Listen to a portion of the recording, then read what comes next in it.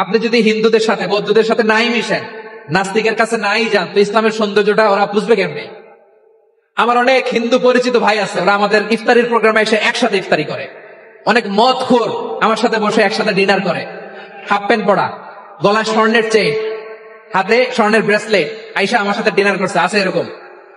গাঁজাখোর, আমি বলে আসো, welcome welcome to my dinner, আসো বসো। বসলেই তো আমি ওর ডিএনএ, চিন্তার ডিএনএ চেঞ্জ করে দেওয়ার সুযোগ পাবো, চিল্লায় বলো ঠিক না? আসতে হবে আমার কাছে। Our door is open. The door of Islam is open 24/7. সব সময় আমাদের ইসলামের দরজা আমার অমুসলিম ভাইদের জন্য খোলা আছে না নাই? প্রতিবেশী মুসলিম হোক অমুসলিম হোক, যান। অসুস্থ হইলে একটু আপেল নিয়ে যান, আঙ্গুর নিয়ে যান, কমলা নিয়ে যান, তাদের সাথে ভালো আচরণ করেন। ইসলামের বিউটি দেখে, সৌন্দর্য দেখে অবাক হবে, নসিব ভালো হলে কোনোদিন কালিমা পড়ে মুসলমান হয়ে যাবে, ঠিক কিনা বলেন?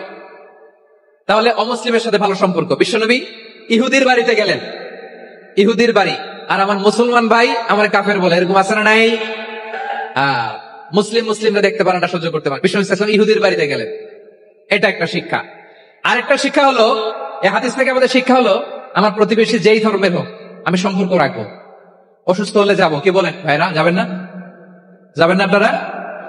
আচ্ছা, 2 নম্বর শিক্ষা হলো, বিশ্বনবী সাল্লাল্লাহু আলাইহি ওয়াসাল্লামের খাদেম ছিল ইহুদি, এতদিন খেদমত করলো, একদিনও বিশ্বনবী ওরা কালিমার দাওয়াত দেয় নাই। কারণ কি? বিশ্বনবী একটা ভালো সময়ের অপেক্ষা করতেছিলেন, প্রপার টাইমিং। দাঈর কাজ হচ্ছে দাঈ ইলাল্লাহ, সে হচ্ছে সুযোগ সন্ধানী। দাঈ সুযোগ খোঁজে, কখন দাওয়াত দিলে ব্যাটে বলে হবে, ছোপ বুঝে কোপ মারে, ঠিক কিনা বলেন?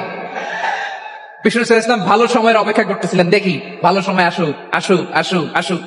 আস্তে আস্তে এমন সময় আসছে, ছেলে এবার মুমূর্ষ।